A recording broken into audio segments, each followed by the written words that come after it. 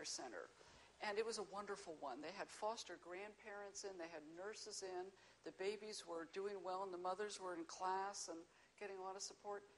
But you know what? On the way out, I started talking to some girls who were not teen mothers. And they said, now wait a second. How come these teenagers are getting so much help and assistance and tutoring and so forth?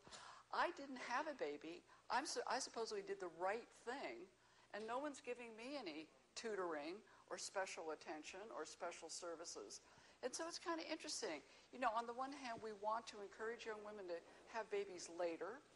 On the other hand, we really want to help out teen mothers. They're mothers, and these children are blessings, and we need to take care of them. But do any of you have that experience in high schools where you're kind of wondering how come the teen mothers are getting all that help, and I don't have a baby and I'm not getting any extra help? Who's jealous of the teen mother?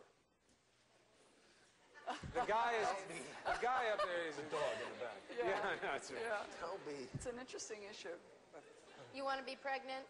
It's not going to happen. Not going to happen. Sorry, dude. Hate to break it to you. You do have this other decision, though, right? The first decision is, should I have sex? But then you have this other layer when it comes to pregnancy of young women, more so than young men, wanting to have the baby, seeing the baby as an avenue to dignity, seeing it as a validation of getting love that they don't have in their lives, of giving them a sense of purpose that they don't have.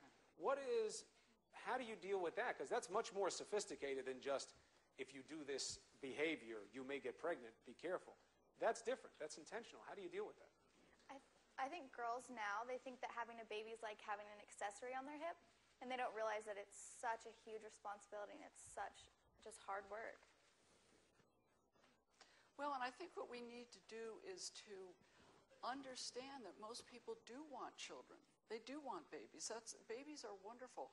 We just saw Bristol's beautiful son, and he's just lovely. He's beautiful. He is beautiful, and babies are wonderful, and family is wonderful. So this is not about not having babies or not having family. It's only maybe just doing it a little later. It's just a timing discussion. It's not anti-baby or anti-family. They're the most wonderful. I mean, for all of us who've had children, we all love them intensely. But again, the issue is, how about just doing it a few years later, after schooling's finished, when you're in a stable relationship? Babies need adult parents. And incidentally, here's another thing that we need to say more. Babies don't give unconditional love. They demand it from the people around them. So all the young women are thinking, I need love, this is the way to get it. Babies are quite wonderful, but the main thing is the mother, the adults, giving to the baby. Babies don't give unconditional love, they demand it from the people around them. And we need to say that more, which is why people need to be all grown up and sort of steady on their pins before they start in on doing what so many of us want to do, which is to have children and families. I'm 19, and I want a family. I want kids. I actually want a lot of kids.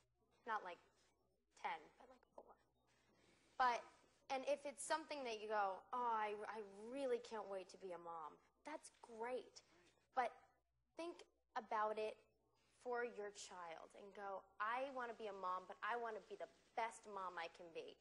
And the only way I can be the best mom I can be is by waiting till I'm no longer a child, by waiting till I can teach them the best morals and raise them the best I can with a good education and a good platform. And just you have to think about what you're giving to them, what you're going to need to give to them personally and mentally to make them the best people that they can be. And that's a huge thing. It's great to want to have kids, but think about your life and go, I want to make myself the best I can be so I can be the best mother I can be, so I can make my child the best that they can be. So media, we always talk about what messages the kids are getting, where the desires to have certain types of behavior and lifestyles come from. How much of this do you think is my fault, the media's fault in terms of how things are portrayed? Do we celebrate when a young celebrity has a kid, and all of a sudden it's all about trying to get pictures of them having their baby? What's the role of that? What do you think? I think that has a little influence. Nowadays you watch TV and sex is all across the board. It's in everyday sitcoms. It's in kids' TV shows. It's in everything. You know, it's like one of those things where it's not regulated as heavy, you know, like it used to be. You know, there's cartoons that even have it in there. You know, Simpsons, Family Guy, some of my favorites. You know, but it's in there. It's, you know, there's movies about it. You know, like 40-Year-Old Virgin. You know, that movie is a comedy, but it's mocking this guy who's 40 years old who hasn't lost his virginity yet, and it's supposed to be hilarious. But you know, no one understands the underlying picture there that, you know, this guy waited till he found someone he was ready to settle down, get married to, and you know, in the end, it's like it's like the greatest gift he's ever gotten. You know, so that's why I think it's why we're all a lot of us are desensitized to the whole, you know, sex factor. It's, you know, it's like, well,